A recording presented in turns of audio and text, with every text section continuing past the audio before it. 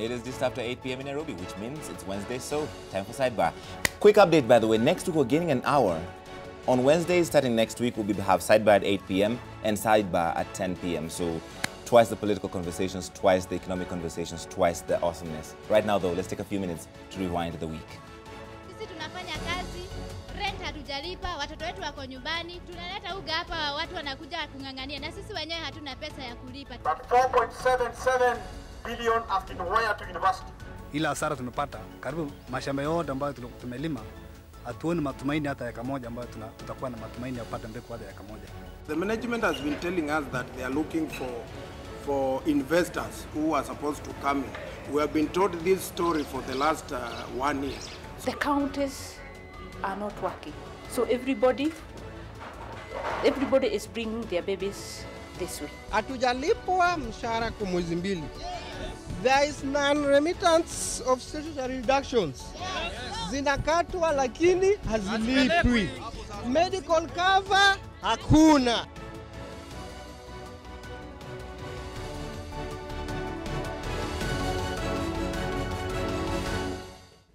My name is Larry Madowo. Welcome to Sidebar. We are discussing the state of the economy, and I'm very excited to have perhaps the most preeminent gathering of economists ever to sit around one table. Anzetse is back with us, development economist. Thank you for coming in tonight. Welcome. Aly-Khan Satchu, who has been on too many of my shows, and we always appreciate your insight. Thank you. Thank you for coming in here. Bramwell Simiyu is an advisor for NASA, management consultant, helps in private sector development, wears many hats. Thank you for coming in on Sidebar.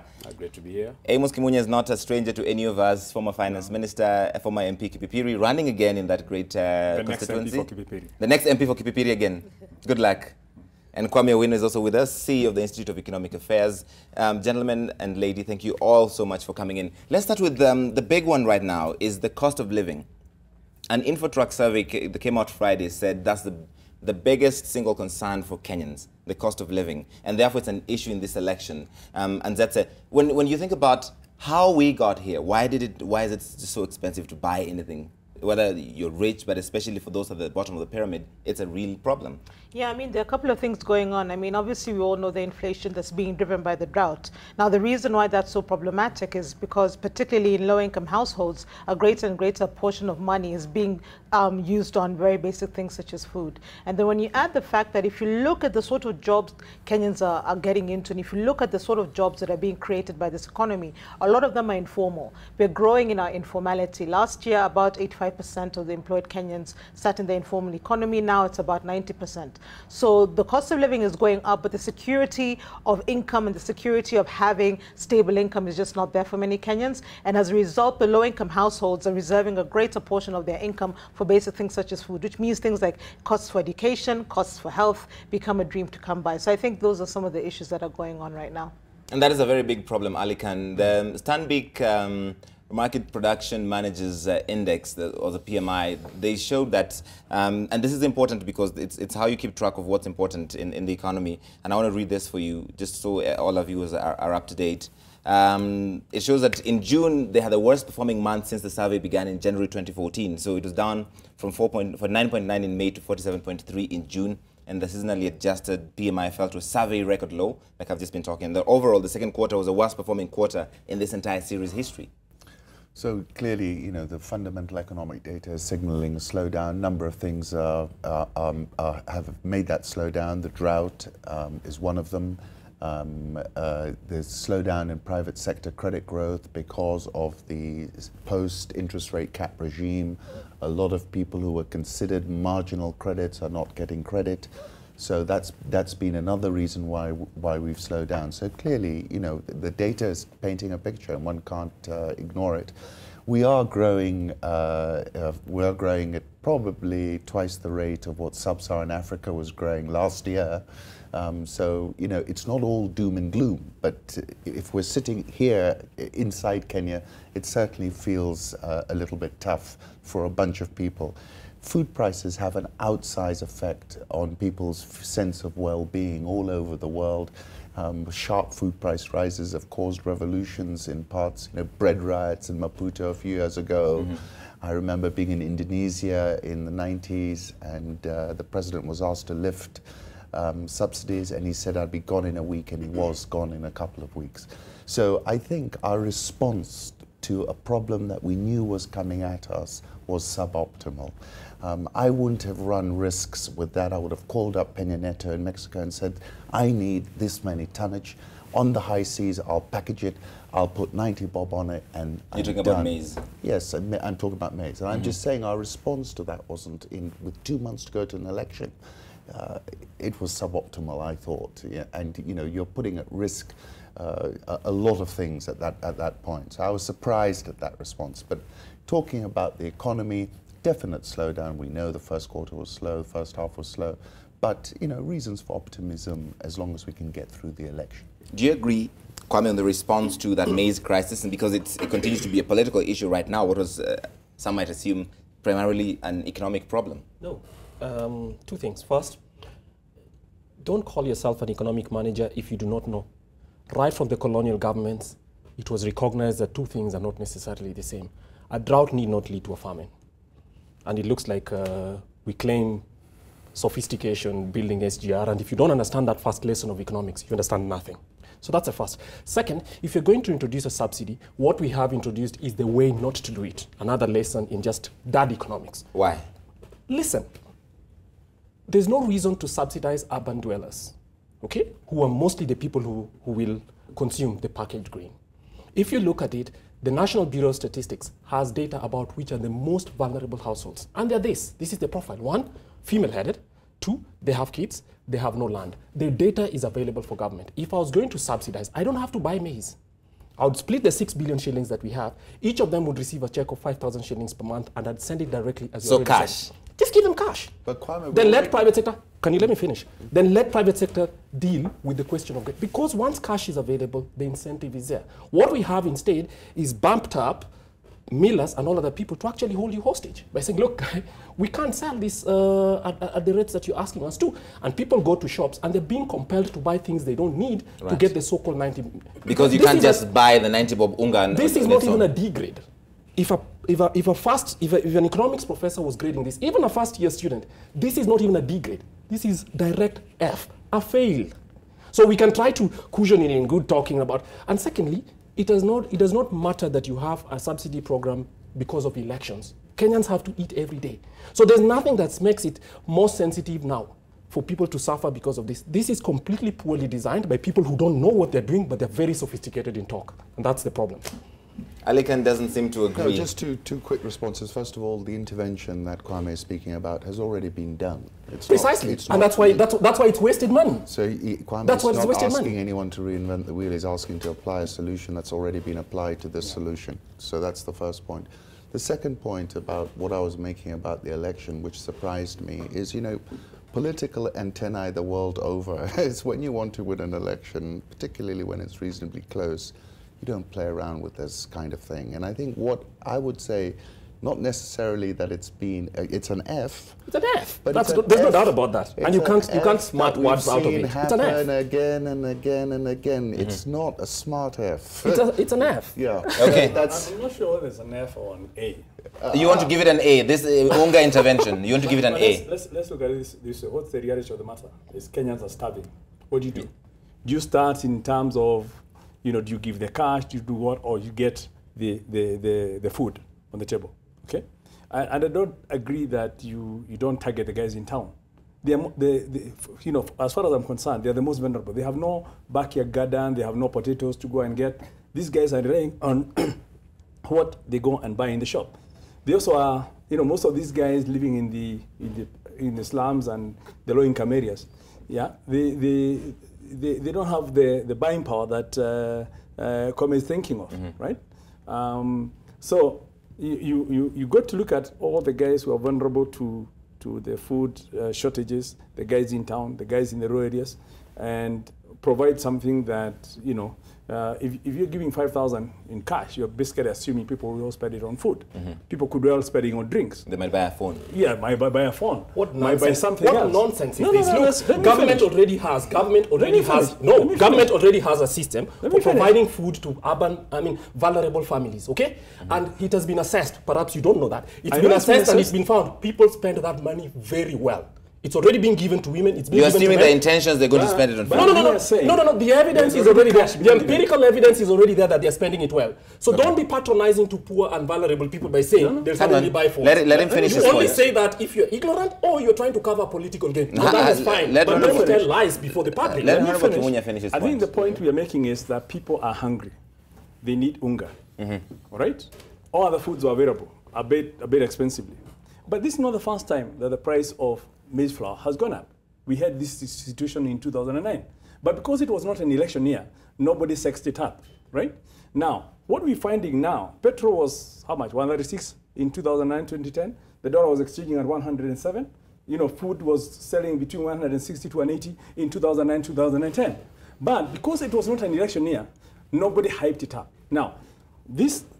So you think the current UNGA crisis has been hyped up because it's an election year? There was a drought, there are shortages, but it's been overhyped because of the election and one faction wanting to take advantage and show as if the famine, the hunger has been brought by Jubilee. Okay, has NASA overhyped this crisis, Well, Larry, thanks a lot. And I think my colleagues here have brought out the critical issues fairly well.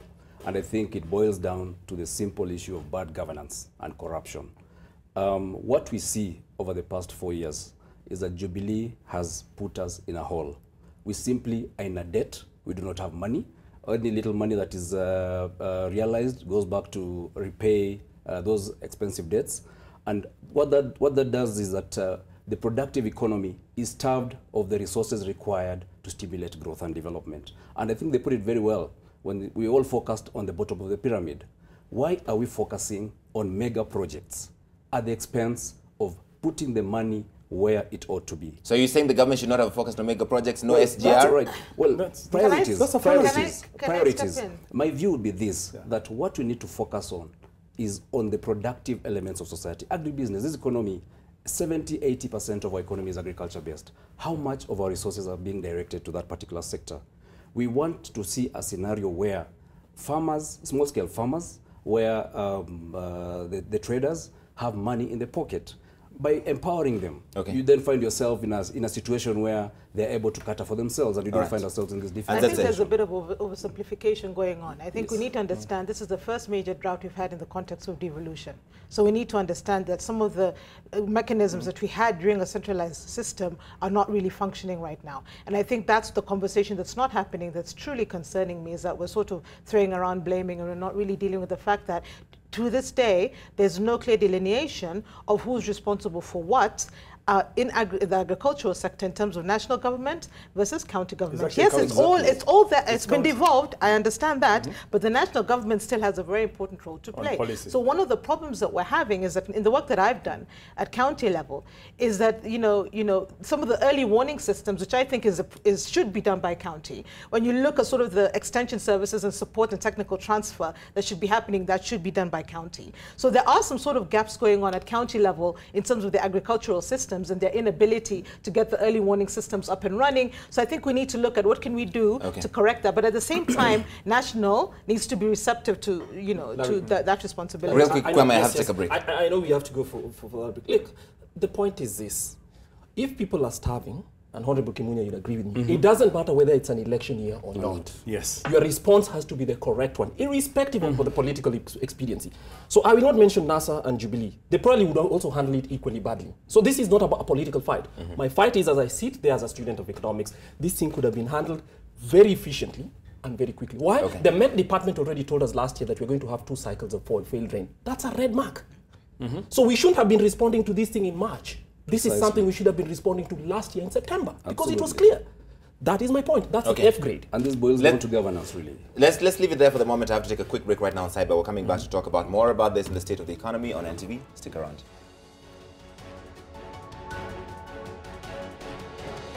Welcome back to Sidebar. I want to play a soundbite for you right now from the NASA presidential candidate Raila Odinga is talking about the cost of living. Tumesema ndani ya siku 90 gharama ya maisha itarudi chini. Hiyo bei ya unga itarudi chini. Sio hii ya hawa jamaa ambayo wanafanya tu kwa sababu ya kampeni. Honorable Kimunya, your reaction? Well, that's a political lie. I hate to say that, because what are you going to do in 90 days to bring the cost of living? Okay, cost of living is not just a one item you say from tomorrow, let the cost come down and it comes down, you know, like magic, right? You're looking at all the compensating factors. There's the transport issues, there's the manufacturers, there's you're not in charge of the processes, you're not in charge of the shops, you're not in charge of everything else. So, and if you're just coming into government, within those 90 days, you haven't even set up your cabinet, you haven't gotten the approvals in parliament, you have not even sorted out the budget, you don't have money for subsidy. So what are you telling people? So it is not possible to reduce the cost of living in 90 days? Certainly not after an election. Jubilee can say that they can reduce it next week because they're in government, right? Because you have the processes in place. But a new government coming into place has obviously got to have some lead time to actually put the things in place, the systems in place, to actually implement any policy it comes up with. All right, Bramwell, how do you as NASA intend to do this 90-day reduction in the cost of living? Well, you know, the English say that if you do the same thing the same way, you'll get the same results. This country has been doing its politics and running its economy for the past 60 years using a trickle-down model, where we focus on building huge projects and hoping that this will stimulate growth and development at the base. But for us, basically what you're saying as NASA is to adopt a paradigm shift and make that brave decision and say, look, this model has failed. Let us redirect our focus. Let us improve governance, because that's not a direct answer to my question. That's not. How does NASA intend to reduce the cost of living in 90 days? One, clamp down on corruption and wastage in government. In 90 days. That is a huge, huge leakage in our economy. Billions and billions are getting lost in these mega projects, these mega scandals. By just creating a squeeze on that, we'll then get the resources to direct to those critical sectors of the economy that allow us to then reduce the cost of living. That is still not a plan, example. That's in 90 years. Sorry. Let's at the very best. Surely, I can tell you. Yes. You know, we've been talking about this, we've been talking about governance. Yes. You know, if you're looking at governance, sorting out governance to reduce the cost of living, that has to be a long-term objective. If you're talking of in the short term, in the very short term, in 90 days, unless you can prescribe from tomorrow, we are putting like what Jubilee has done. That we are putting 5 billion shillings, asking Parliament to pass a subsidy to buy unga and say from now nobody sells it at 90 shillings. Larry, then you can bring down the cost. But if you're looking at the things that you're doing on the sidelines, the governance, stopping the mega projects to invest in borrowing the money to give people grants and then have to worry about what that does to the macroeconomic. If you have the Jubilee mindset, I'll not be surprised that you think like that. Just across the border in Tanzania, within 100 days, just by having change of governance, good political will from the top, and radical changes, we've actually seen tangible changes in the lives and the economy of the Tanzanians. But not the cost of living. Not the cost of living. It's still high. Well, you know, cost of living is not a standalone item, but certainly it's work in progress. And within 90 days, we'll embark on that journey to bring it down. If we allow Jubilee to go with the path that we are going, then we don't expect any miracles. So for us as NASA, what you're saying is this: look, we are in a hole. Let's stop digging. Let us change our focus. You're repeating the same talking points. Absolutely. And for me, you know, that is fundamental to us, because then that frees the resources that will then make changes for housing and other sectors. In fact, now they mentioned housing, let me play this for the economists to talk about it, because Raila Odinga has also said they're going to reduce the rents. Watch. In 90 days. Bei ya sukari itarudi chini. Bei ya maziwa itarudi chini. Kodi ya nyumba itarudi chini. Sio tu uamkie asubuhi useme ya kwamba ati kutoka kesho kodi itashuka. Itashuka namna gani na hujajenga nyumba za kutosha? Si ndio kodi ishuke, yastahili kwanza tujenge manyumba. Si ni kweli? Na ndio Wakenya wale wanaishi kwa njia ambayo inatakikana.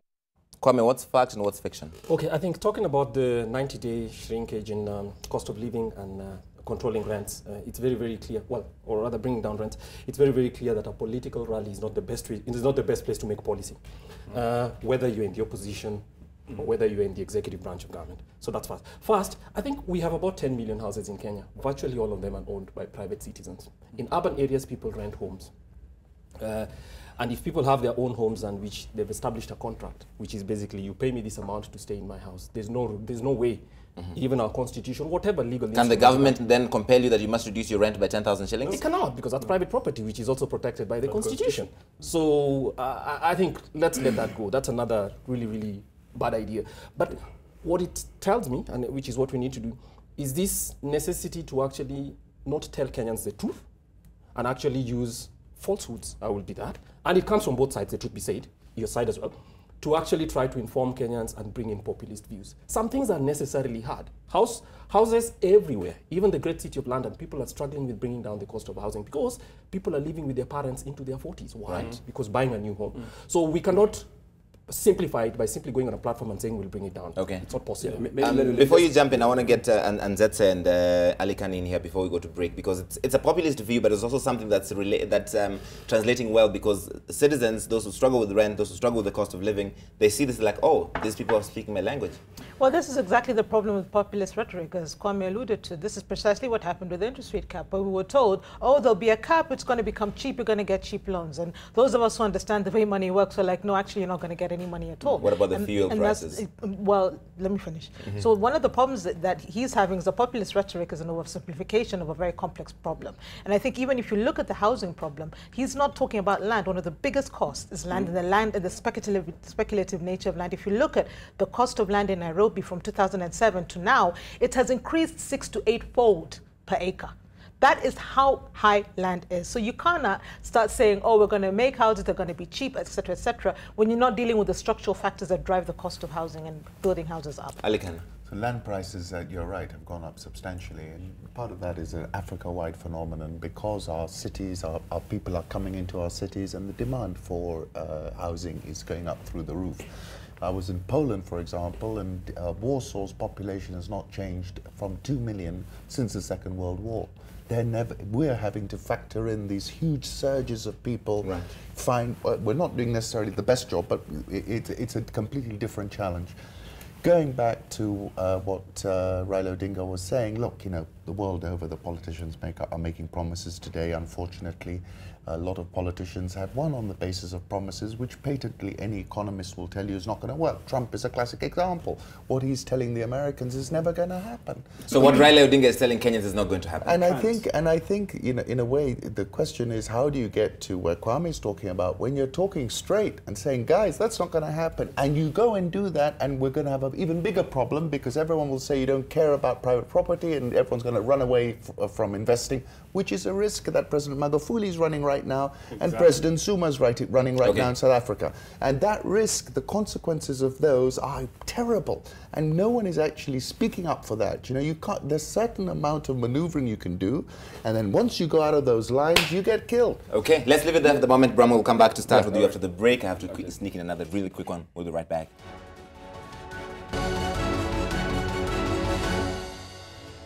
We're discussing the state of the economy, and Kenya's economy grew, by the way, by 4.7% in the first quarter of 2017. That is down from 5.9% in the same period of 2016, and that makes it the slowest first quarter growth in 5 years, according to the Kenya National Bureau of Statistics, KNBS. And Standard Chartered Chief Economist for Africa, Aly-Khan, expects a much slower growth. I spoke to her at the World Economic Forum back in May.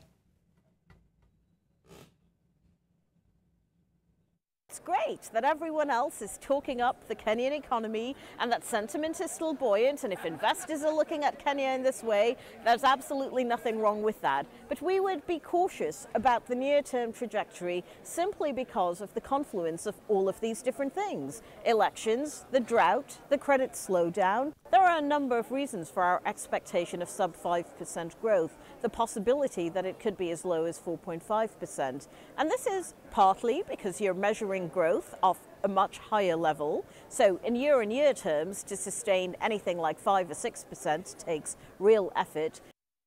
Ladies and gentlemen, as you respond to this, keep in mind that this InfoTrack study came out Friday, says half of the people think the country is heading the wrong direction. Kwame, so keeping that kind of muted outlook for the economy, and the average people think the country is heading in the wrong direction, what do you think? I think it's just clear. It's the discussion we started with. If you have incomes that have not been growing in real terms, most of the growth comes to capital intensive, so it's construction, telecoms, and all those other sectors. Agriculture was just basically half of what national growth was. Then people have to spend more money to buy food and they're missing meals because some have shown, they can't say the country is heading in the right direction. And again, I insist, this is irrespective of whether it's an election year or not. So if that kind of suffering is what people are facing, they're having to skip meals, they can't tell you, I mean, they'd be dishonest to tell you that the country is heading in the right direction. Bramwell. Well, I couldn't agree more. And again, it goes back to what I was saying, that what is growing probably is just the construction economy, in my view. But the productive economy is, if anything, shrinking. And that would be reflected in the complaints that, 50% of the country is saying. And just allow me to just mention on the clip that you played about the Prime Minister. I think let's look at the context. It's not just about the house rent. When you listen to that clip, the Prime Minister spoke about sugar. The former Prime Minister talked about sugar. He talked about the maize problems. He talked about housing. In essence, he's talking about the living costs. And what was he saying? That the costs of house rents must come down. Well, it's not my place to advise the Jubilee government on how to do that. But of course, as a NASA government, what we look at are many, many measures that would allow that. For example, removing tax on the rental income, and coming up with measures that are then geared to lower the cost of housing. So I think let's be fair to the former Prime Minister. Residential? Absolutely. The cost of inputs, the cements, and why do we have such high costs in the construction sector? So we must come up with deliberate measures that allow us to develop low-cost housing. Okay. I think one of the issues that we're talking about in terms of the subpar economic growth is obviously the interest rate cap, the drought, and some of those factors. Yes. But I think another factor is just the fact that we've been neglecting manufacturing now for decades. Yes. And I think the reality is that there are two things going on here. One is a growing informality in employment. So a lot more Kenyans are getting employed, but they're getting employed in very, very poor jobs that are not earning them a lot of money, which in the context of a drought, in the context of being unable to get credit that usually would sort of bump them along and help them get along, they're not getting that either. But at the same time, you need to understand that there's been no emphasis on manufacturing, particularly labor intensive, and I think we need to get a bit more input on that from... There's actually a lot of that. I mean, just this week, there's going to be we're deindustrializing of the Uasin Gishu but if you look at the share of manufacturing of GDP, we are deindustrializing. We went from 11 to 9.2%. You need to put the infrastructure in place before you can attract manufacturers. Yeah, but my question is, why have we been on an infrastructure boom for 15 years and neglected manufacturing to the extent that we're deindustrializing? Without the transport systems, without that's an oversimplification. You don't have to do it one by one. You create ecosystems, but you have to create ecosystems. It's a chicken and egg situation. I want to get Aly-Khan in. I think it's a chicken and egg situation. If you don't have the enabling environment, there's no manufacturer who risk their money to come here when the costs of transport, when the cost of power, when the reliability of power is bad. Thank you, Honorable Kimunya. Last one goes to you, Aly-Khan. Industrialization in our economy has been static at about 11 to 13%. We have not really industrialized. What do you need to bake the industrialization cake? You need cheap power, you need good human capital, and you need access to the sea and global markets. I would like to think that we might disagree on the price, but at the end of the day, the SGR was necessary for two things. One, to get our goods to that 3 billion people market on the Indian Ocean. Two, to cement our position as a regional hub. Without an SGR, without Kenya Airways, let's just switch off the light. We'll talk about SGR and Kenya Airways when we come back, because I know Honorable Kimunya has some thoughts on that, and Kwame has also very strong thoughts. We're going to take a break right now on Sidebar. NTV Tonight is coming up at the top of the hour. We are going to be back to complete somewhere in the middle of that 9 p.m. hour.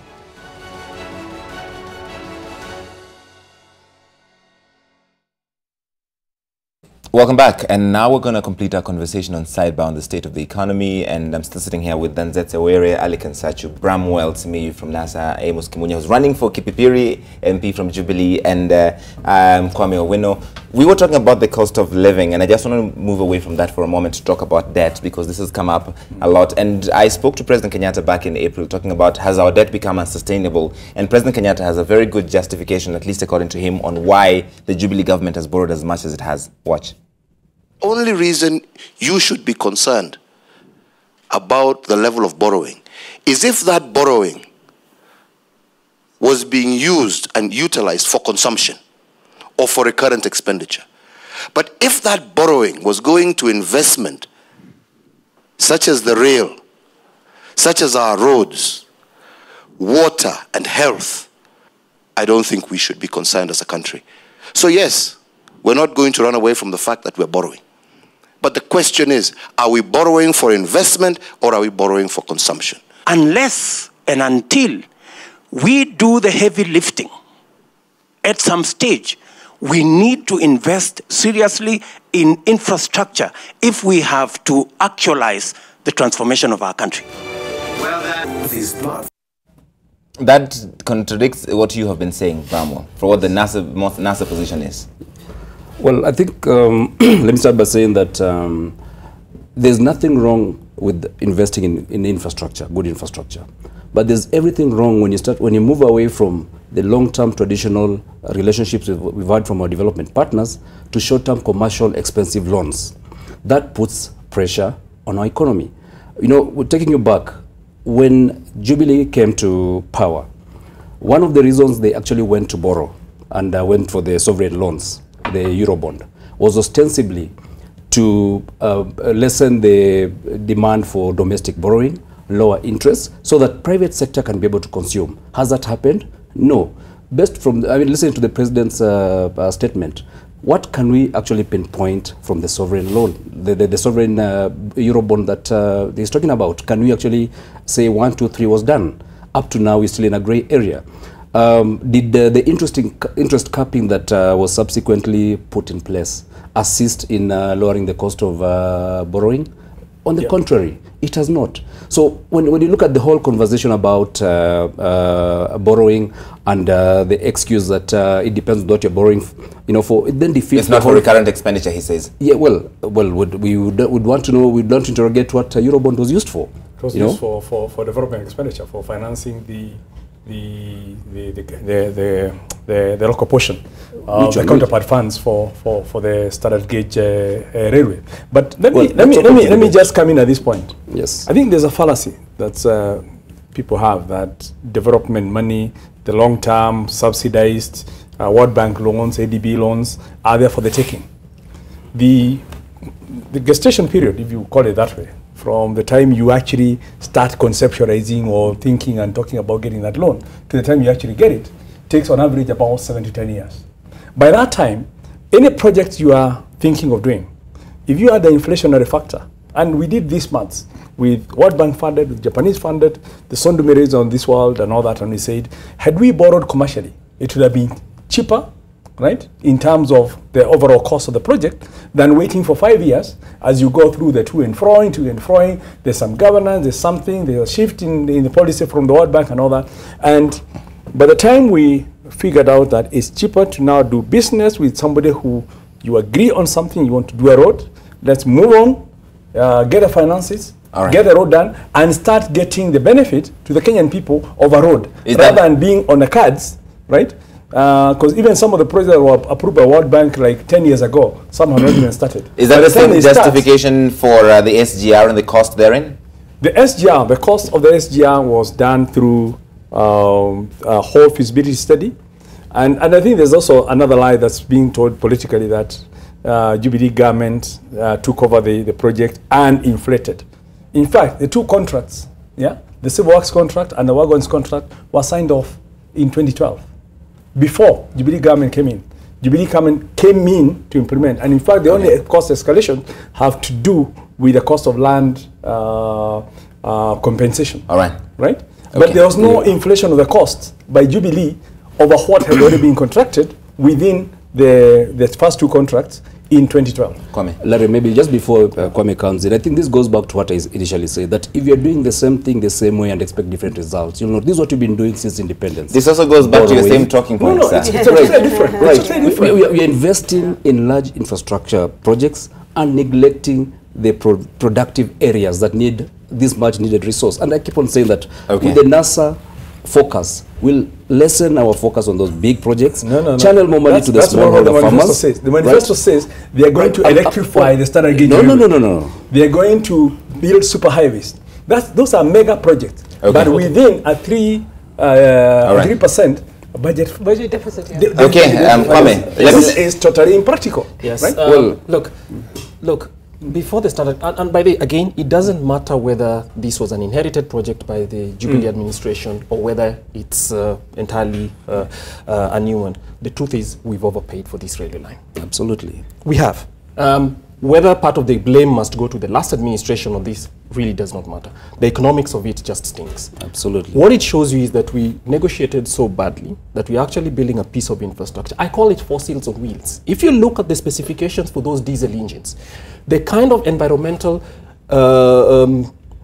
effluent that we leave from those, if you cost those back into the because that's how real projects are costed. If you cost it back, this project goes from the 3.5 billion, well, the 4 billion that we're being told, to much, much higher than that. So obviously, there is a question there, and it doesn't matter. It doesn't matter whether whether somebody who's in NASA today did the negotiations or whether it was that. And what that tells you is that our clamor for big projects, when we cannot negotiate well, because we bear a responsibility, or rather, those who are in government bear a responsibility to make sure our constitution requires us to use value for money. If we had a value for money audit on the standard gauge railway that was done independently, whether by our auditor general or somebody else, it would not pass the test. This is a white elephant in every way. So the SGR is a white elephant in every way. It's a debate on value for money. What we actually need is, at some point, we will need that independent audit to be done. Because I would like to see that audit done. But that audit can only be done, that audit can only be done if you publish the contracts, which the law requires you to do. Those are there. They're not. The contracts are in the public domain. No, not the contracts. What we have are the overhead. I mean, what do you call it? Yes. The overall contracts are in the public domain. No, I haven't seen it, and I've been looking for it for 2 years. Because what we have are salaries telling. No. Let's be fair to each other. If you are looking, I have the not found contracts it. are public documents. There are two contracts. There is the commercial contract, which was for the civil works, and a contract for the locomotives. Look, right? Okay. Together with the contracts go the feasibility studies. The full factors, that is what we use to cost. The feasibility study was done, and it's in the public domain. No, the feasibility study was done by the guy who got... Let's go back and forth. So I think if you look at it, and I would want to see at some point in future, somebody coming and saying, did Kenyans get a road deal or not, based on facts? Based on political... I have a bet standing published by the Nation Media Group. Take me on that bet then. If you feel that it will be into a value for money. Let's put it before the public. From a development standpoint, value for money, debt, and sustainability, where do you stand?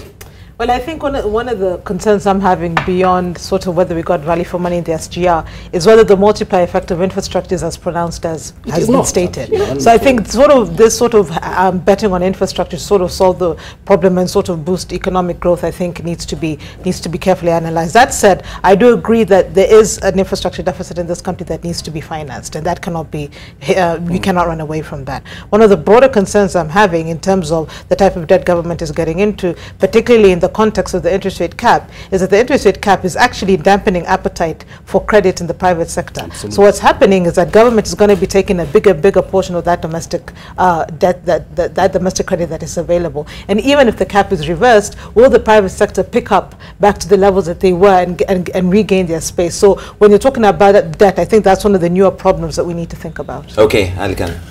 Debt to GDP around 54%. 17% of our revenues are used on debt servicing. That's okay. We've had about debt to GDP in this range for a while, up and down. We did not get the benefit of HICP, which was this debt forgiveness that a lot of countries got. So give us credit that you know we didn't get that benefit, and we've had to manage. We didn't stoop that low. Yeah. Not benefit. We didn't stoop that low to go seeking debt relief. Would we rather stoop low and have our debt forgiven, or be proud and have no, be started if you with the debt? get yourself into a HIPIC situation and you're going for debt forgiveness, then you also have restrictions as to what you can do. Okay. You actually get micromanaged by all the countries that forgive your debt, including Kenya. We paid for some of those countries to get their debt forgiven. My question that I'm going to throw back at you guys is, look, at the moment it seems that every failure has a put option to the government. I go bugger up a company, the government's going to bail me out. Yeah. My question to everybody around this table is, where is the line drawn? Let me in fact bring that up. Why are we in like Groundhog Day, where we continuous failure? If you operated like this in banking or in business, you are like saying whoever fails the most is going to get the biggest paycheck. I mean, we are crowning failure. So my question is around this table. I understand Kenya Airways, okay? Kenya Airways, if we want to be a hub, we cannot not have an airline. I don't understand in the debate right now. Nakumatt, this is a privately held supermarket. Right. Where does it stop? Why can't I get a bailout if I go and request I have a view on Kenya Airways as well. Because you have a view on Kenya Airways. I wanted to bring it so you cannot put them all together. Kenya Airways, Uchumi, Nakumatt. Uchumi, by the way, today signed a return to work formula with its workers, and that is following a strike over non-payment of the May and June salaries, not just June, by the way, and which paralyzed the retail chain's operations. And like the other struggling retailer, Nakumatt, Uchumi will also be paying its employees week by week in installments until they can pay them all of that. Uchumi is about 1,300 employees. Nakumatt, about 5,700.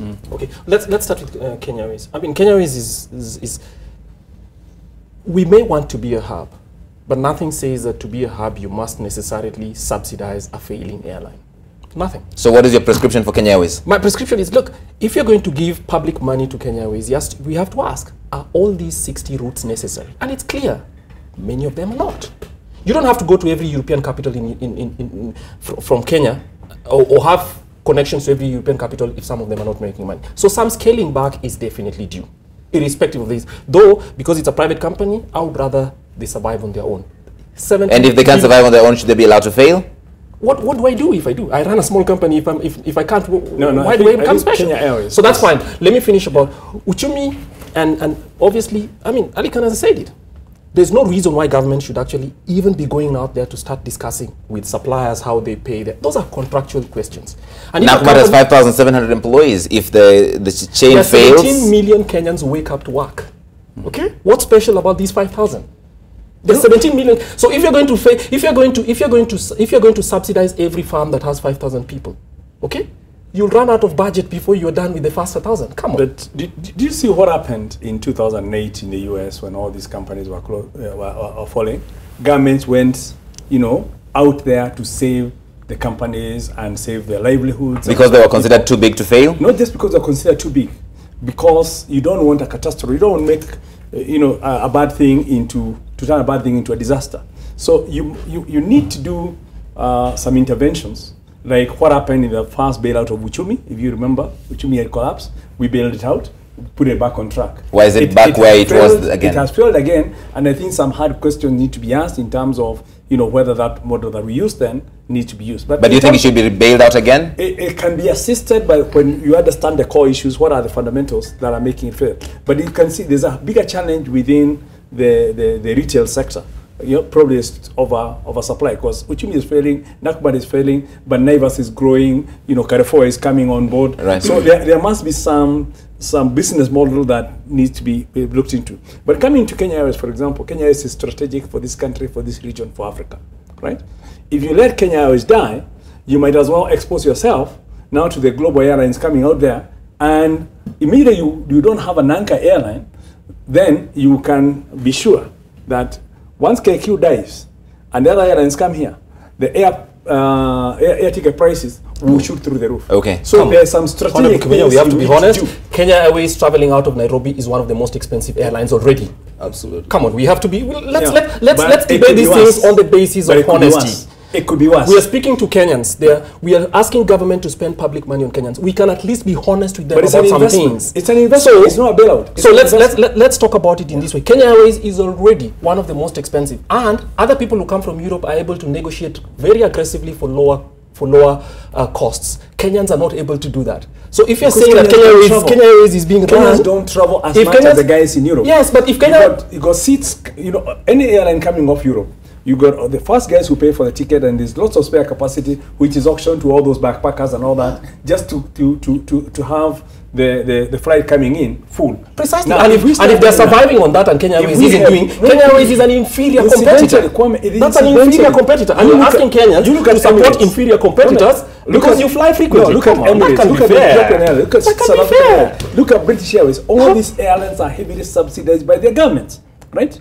That is how they are able to keep afloat. Then let's do this. Honorable Kimunya. So if you think an airline cannot survive without being subsidized, let's buy it back and run it entirely from the Ministry of Transport. But let's not lie to ourselves that we have markets. Yes. But that's exactly what's happening. No, that's what I'm happening. Look, when we are subsidizing, it's not a subsidy. No. It's an extra investment. Look, they can't get that investment off the private sector. That's why we are giving it to them. But we are subsidizing the interest. Who is the anchor? Who is the anchor shareholder in Kenya Airways? Pardon? The anchor shareholder. Yes, and I'm saying if government wants to be an anchor, then do what Ethiopian Airlines have done. Yeah. Take over the airline and say it is so strategically important it meets social objectives. We will subsidize it anyway. But don't cheat the markets that we have an airline running on the markets when all we are doing is giving it money under the table so it can continue to pay. Okay, I want to finish off on this subject, and unless either of you have a quick comment on this, because Barclays is closing 7 branches. People fear there might be job losses, and this is not just the only bank to do so. Bank of Africa, Standard Chartered, EcoBank, Family Bank, CDA, and First Community, all of these have announced retrenchments over the last few months. What is happening? A blend of the interest rate cap and automation. Yes. So automation is a major, you know, the irony of ironies is that this cap is going to make banks really efficient. Really, really efficient. Yeah. That if that cap is reversed, wait to see the profits they're going to be posting. Because they're really leveraging and sort of doing an optimization process right now and figuring out how much labor do they actually need to fulfill all the functions that they're meant to deliver. And so automation is going to play an increasing role in the banking sector. So you don't need as many branches as you need. Basically, that's what's happening. I mean, think about how often you go to a branch these days. You can do everything on your smartphone. So I think that's part of what this cap has engendered, is that sort of efficiency in the banking sector. I think we're in a massive disruptive moment in a number of industries. You know, I just take the example of Uber, came out of nowhere, biggest taxi company in Kenya within the space of 9 months. So I think, you know, offline retail, and I put bank branches into that category, is being disrupted by the fact that nearly every Kenyan is going to have one of these by the end of the year, right? So, so it's actually, there are many forces happening. Some of it was the legislation which forced this, and still you can see that some banks are embracing it more aggressively than others, but it's a moment of maximum change, I think. You know, Schumpeter was a famous economist, I'm sure Amos and Kwame have read him, talks of disruptive moments, you know, when the whole thing changes. Feels like that. All right. Well, for me, Larry, I'd go back to where I started, that we actually pay the consequences of too much debt.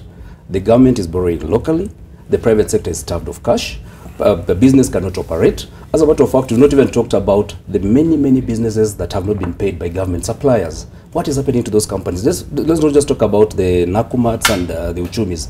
There are thousands and thousands of Kenyans, some even committing suicide just because the government cannot pay. And this is as a result of too much borrowing by the government to support infrastructure.